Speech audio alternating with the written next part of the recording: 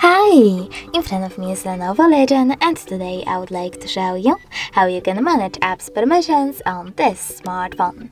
Start by opening Settings and scrolling down. Then you need to select App Management and click on Permission Manager over here. Then select one of your device's features like Location and pick one of your apps. I will go with Maps.